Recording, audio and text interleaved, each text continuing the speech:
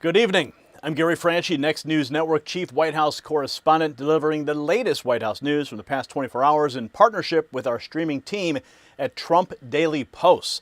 President Trump used a major Las Vegas stop to press the case for no tax on tips, stronger manufacturing, tighter border security, and Republican momentum heading into the November midterms, then headed back to Washington after an afternoon event built around results for working Americans.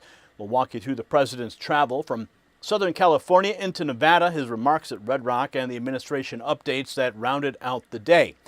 And from today's pool reporting, the travel sequence began Tuesday night in California. The president's motorcade left Trump National at 8:23 Pacific, moved to Marine One, and the helicopter lifted at 8:29. Security outside the club was heavy, with water and rooftop assets in place, while a small protest stood nearby.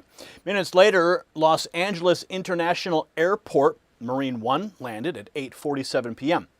Now, that was Pacific time. Before boarding the plane to Las Vegas, President Trump took questions on several subjects, including Jeanine Pirro, Congressman Max Miller, Iran, the Strait of Hormuz, and the Michigan primary. In a follow-up pool, quotes from the exchange, the president said he had not made a final decision on Pirro's status and pushed back on criticism tied to the vandalism matter, pointing to video and witness evidence. Then the president arrived in Las Vegas at 9:56 p.m. local time, with the temperature still at 99 degrees. He stepped off the aircraft at 10:12, pumped his fist to the press pool, and boarded the motorcade as Walt Nauta carried a brown briefcase.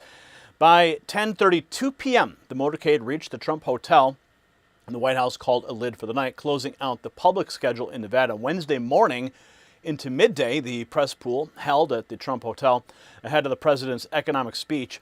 Las Vegas heat climbed to 106 degrees just before noon as advisors gathered and preparations continued for the Red Rock event. At 1:02 p.m. Pacific, the motorcade rolled from the hotel to the Red Rock Casino. On arrival, the pool entered a ballroom filled with several hundred supporters. The visual message was unmistakable: signs for Trump accounts and no tax on tips, with "Powering the American Dream" set behind the podium. Before the president took the stage, UFC President Dana White warmed up the crowd and tied the message directly to service industry workers, a natural fit for a Nevada audience. Separate pool color from the trip also offered an inside look at the current Air Force One press cabin, describing more spacious seating, personal storage and screens, a smoother ride, and a very cold interior behind a thick curtain dividing the press from staff and Secret Service. President Trump began speaking at about 2:10 p.m. Pacific, with Lee Greenwood playing as he walked out. He saluted a local fallen officer, called out Governor Joe Lombardo and midterm candidates, praised no tax on tips and broader tax relief, highlighted manufacturing growth, stock market strength, and record exports, and hammered home border security with a focus on migrant crime crackdowns. He also acknowledged Mike Tyson, mentioned his long relationship with him, and took aim at the media to loud boos from the crowd, and brought up the Michigan Democrat Abdul El Sayed as Republicans sharpened their midterm case. Those remarks wrapped at 3:23 p.m. And from there, the press pool loaded back into the motorcade at 3:37 p.m. Pacific and headed to the airport behind schedule. At 4 p.m., the president boarded Air Force One for the return to Joint Base Andrews. During the day, he also mentioned figures including Dean Cain, Governor Lombardo, Tillman Fertitta, and several midterm candidates, as he kept the focus on political momentum and the administration's record. At 4:21 Pacific, wheels up began on the flight back east, with the trip expected to take about 4 hours as the president returned to Washington after that fast Nevada swing. In a White House release, the administration spotlighted what it called big wins for Nevada under President Trump and Republican leadership: no tax on tips and overtime for more than 590,000 Nevada workers and seniors, 180 million for rural health initiatives, lower crime in Las Vegas and statewide, a 14-month stretch with no illegal alien releases, and Las Vegas home prices down nearly 4%.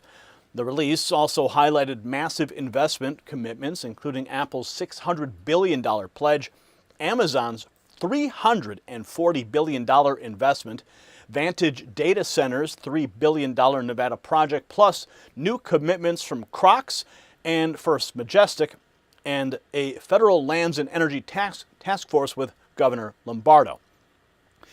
In another White House announcement, President Trump named a presidential delegation to Colombia for the August 7th inauguration of President-elect Abelardo de la Espriella, led by Acting Attorney General Todd Blanche and including officials from the State Department, DEA, DOJ, the Vice President's National Security Office, and House Republican Mario Diaz-Balart. And that is the White House beat for the last 24 hours. The president campaigning from strength on taxes, jobs, manufacturing, and border enforcement.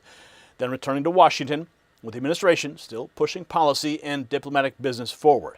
And that's your White House rundown for the past 24 hours.